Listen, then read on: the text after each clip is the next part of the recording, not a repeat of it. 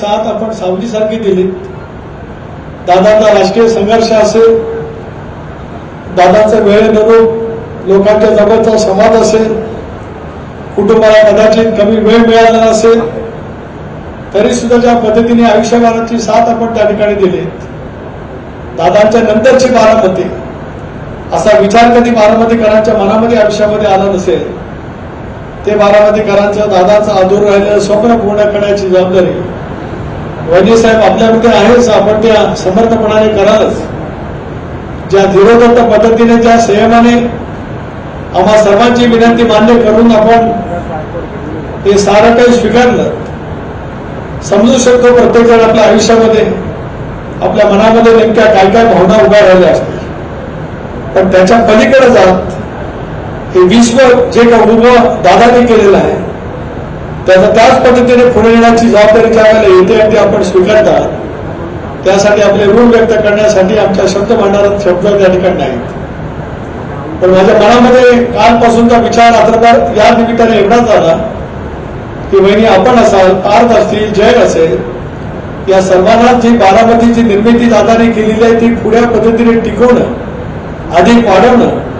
दादांच्या स्वप्नातलं बारामती घडवणं, नियतीने कदाचित वेगळ्या पद्धतीने आपल्यावरती जबाबदारी दिलेली असेल, पण एक दादांचा निकटचा 40 वर्षाचा सहकारी म्हणून विश्वास व्यक्त करतोय आपण पार्थ आणि जय ही जबाबदारी नेटाने पूर्ण करायलाच आणि जगातलं एक उत्तम शहर म्हणून बारामतीला नावारूपाला आणण्याचा विश्वास आपल्या हातून प्रचंड पद्धतीचं योगदान त्या ठिकाणी होईल याच्यात माझ्या मनामध्ये शंका नसते। चांद्यापासून बांद्यापर्यंत महाराष्ट्राची ओळख स्वर्गीय चव्हाण साहेबांनी आधुनिक महाराष्ट्राचे शिल्पकार, त्यांनी महाराष्ट्राची निर्मिती केली।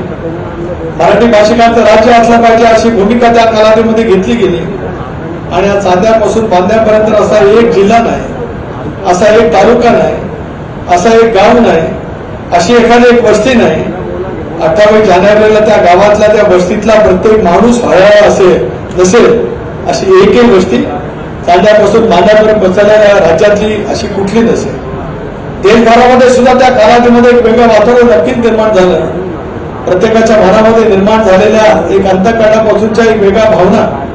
दादांसारखं लोकोत्तर नेतृत्व आपल्यामध्ये नाही, ही प्रत्येकाच्या मनामध्ये निर्माण झालेली एक तऱ्हेची हळुवारपणाच्या वेदना समजा देशाने त्या कालावधीमध्ये निश्चितपणाने अनुभवल्या आणि गेले 2 महिने समजा महाराष्ट्र समजा देश या साऱ्या गोष्टीकडे एका वेगळ्या पद्धतीने त्या ठिकाणी पाहतो। माझ्यासारखा छोटा कार्यकर्ता,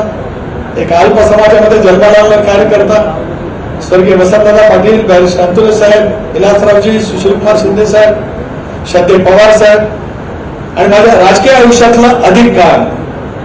दादांच्या समोर ज्या पद्धतीने गेला, हलकं फुलकं बोलत, अनेक वेळा विनोद करत,